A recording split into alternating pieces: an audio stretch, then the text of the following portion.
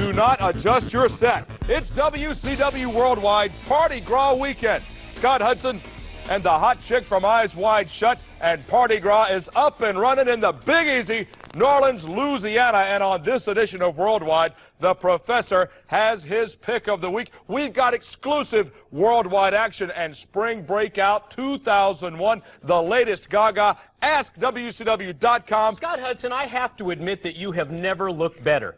And in the spirit of Mardi Gras 2001, have I got a surprise for you.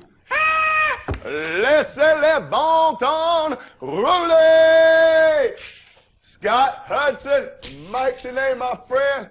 We need to let the good times roll, you know what I'm saying? Because it's 2001, and it's going to be Mardi Gras. We're kicking it off. What better way to kick it off than be with the stooge from Baton Rouge, the Ayatollah of Shrimp Creola, the Raging Cajun himself, Lash LeRoux. And in this WCW Worldwide broadcast, we'll have an exclusive one-on-one interview with Lash LeRoux as well. The stooge from Baton Rouge? That's what he said. Yeah, and may I say, Dr. John would be very proud of that get-up. Well, Dr. John, that's a great reference. Wow. I've been in the right place, but it must have been the wrong time. That's terrific. Mardi Gras up and running, and of course the Lashinator with us. Could it be Mardi Gras without the Raging Cajun? No. Speaking No way, of no how. Mardi Gras, what about this? The crew of Tux Parade in the French Quarter, Grand Marshal Float, WCW Superstars. Of course, so much more going on in the Big Easy for Mardi Gras 2001, but that's only the beginning, guys. Spring Breakout begins at Mardi Gras.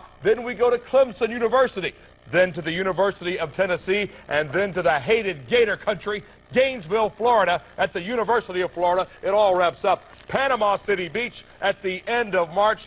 4 huge days of Spring Breakout 2001. Pat McGee Band, Vertical Horizon, Sister Hazel, all Don't forget about Fastball in New Orleans. That's Big right. concert, big concert. Fastball, in concert, Mardi Gras, that's in the Big Easy. We wrap it up in PCB. Don't forget about this. Mr. and Ms. Nitro contest on the beach. Mike Tenay defending his Bikini Mr. Nitro contest. You know, Good luck. I've decided to hang my Speedo up. Oh! I mean, you know, once you win it 5, 6, 7 years in a row, I think we'll give Shivani a shot this year. The thought of a hanging Tenay Speedo sent chills up my spine. Hear no evil, see no evil. When we come back to Worldwide, the latest on Chris Kanyon and Diamond Dallas Page. But would it be Mardi Gras? Would it be Worldwide without Worldwide trivia? Here is this week's question.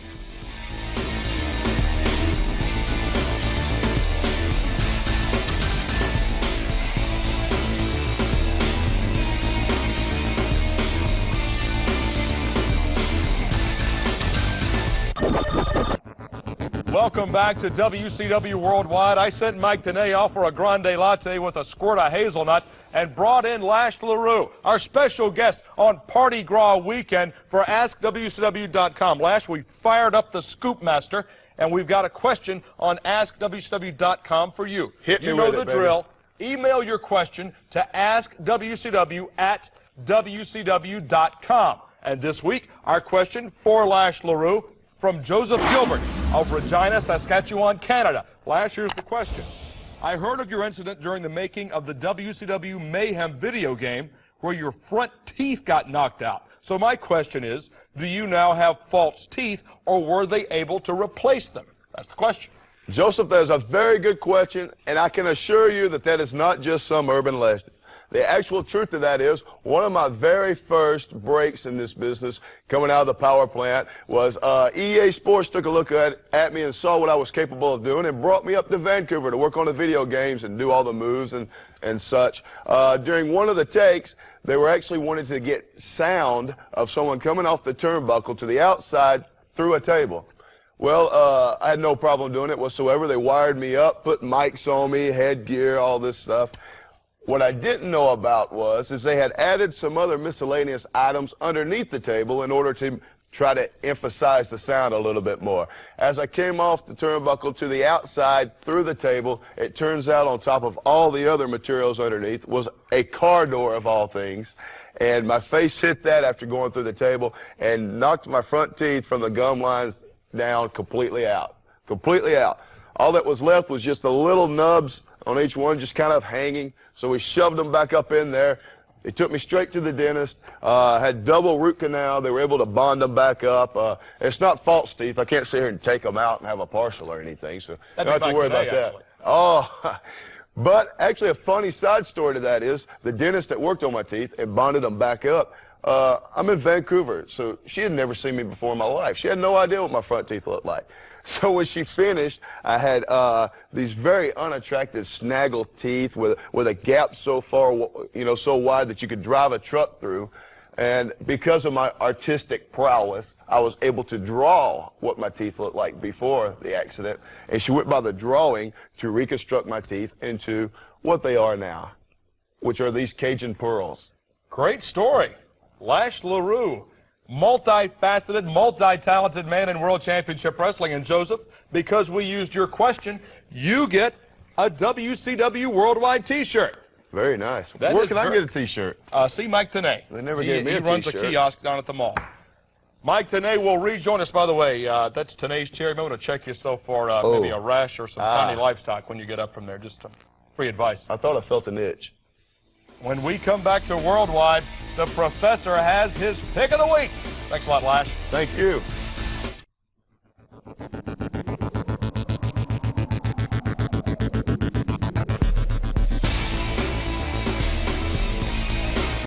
This week on WCW Worldwide, an opportunity to go one-on-one, up close and personal with the former Corporal Cajun of the Misfits in Action, Lash LeRoux. And Lash, I know you're in your mid-20s. Maybe you can take us back. Give us a little personal bio, a little background information on yourself. Well, actually, Mike, I'm 24 now. Just turned 24 last November. So I kind of feel like even though it's been a short time in the business so far and a short time with WCW, I feel like I've really grown leaps and bounds over that short time.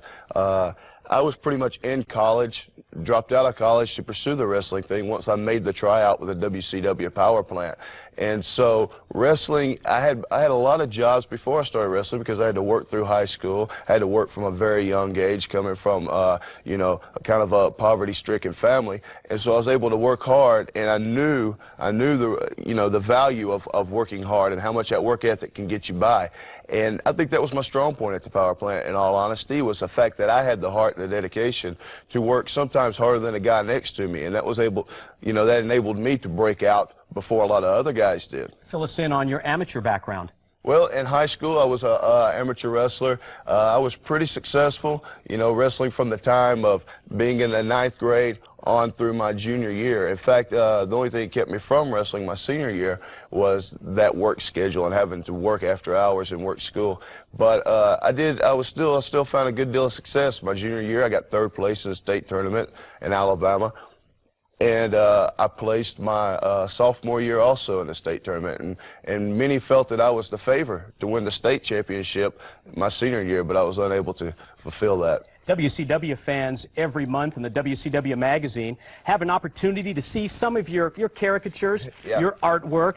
And I can also say that backstage at WCW events, we're maybe let in on, well, a little bit more inside work of Lash LeRoux, because many times you put your artwork up on the walls of the WCW locker rooms. Exactly. I've had many guys come up to me and tell me it was quite a morale boost to have me come in and maybe the inside jokes or the little ribs that we like to poke fun at each other, and for me to come in on the walls of the locker rooms. They had those dry erase boards, and I would come in and kind of draw a few cartoons here and there, and then come to find out I had not been doing it maybe once, for 1 or 2 weeks, and then seeing Bret Hart doing the same thing, Sure. And many people know about his cartooning background also. And I had a lot of fun drawing with him, watching him draw, and then him watching me draw. And in many ways, I kind of feel like this, maybe one thing he passed down to me was my ability now to go in and rib the boys, if you will, and draw pictures of them on the board in the back. And so far, I've not stepped on any toes. It seems like I get more of a positive reaction and have fun with it than a negative reaction. You establish yourself as a cruiserweight. You've certainly battled with many of the heavyweights in WCW. What about your future? Where do you think that lies?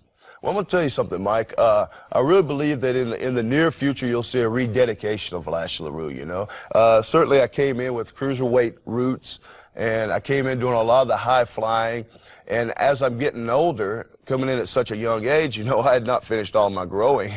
And as I'm getting older and I'm able to maybe put on a little bit more size, but at the same time trying to maintain that leanness so that, like you said, whether I be pursuing the Cajun weight title, as I like to refer to it, and trying to get that around my waist, I can still at the same time maybe step up, and when the opportunity arises for me to get in there with the heavyweights and go toe-to-toe with them, it's not just a high-flying running from them and trying to be evasive. Maybe I could even go toe-to-toe with them and power move for power move. Lash, we wish you continued success here in World Championship Wrestling, whether as a cruiserweight or a heavyweight. And next up here on WCW Worldwide, we will have our exclusive matchup as well as our trivia answer.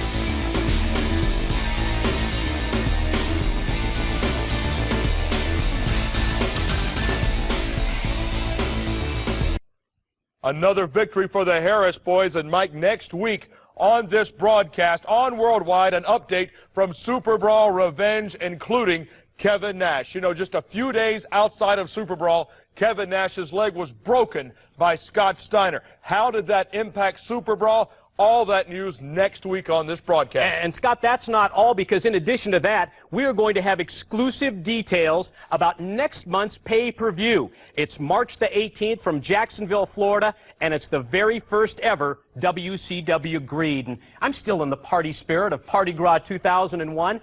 What do you say we call in Lash LeRoux to close out the program? Sounds good to me. Come on in, Lash. Lash, ho! Gentlemen, I got to tell you, I've had more fun here today than a coon in a cornfield with a hound tied up. And since the two of you have been so good to me and allowed me to have so much fun, I'm going to show y'all how to party New Orleans style. When we're down there for Nitro, be my guest. We'll go out to the LeRoux Bayou. We'll have a blast, and I'll show you how the Cajuns know how to party. All right. Count me in. Mardi Gras continues when Spring Breakout 2001. Mark your calendar. We're going to Clemson. We're going to UT, University of Tennessee, for you Northerners. Also going to Gainesville at the University of Florida. It all wraps up Panama City Beach, the end of March, 4-day blowout. Spring Breakout 2001. Hello?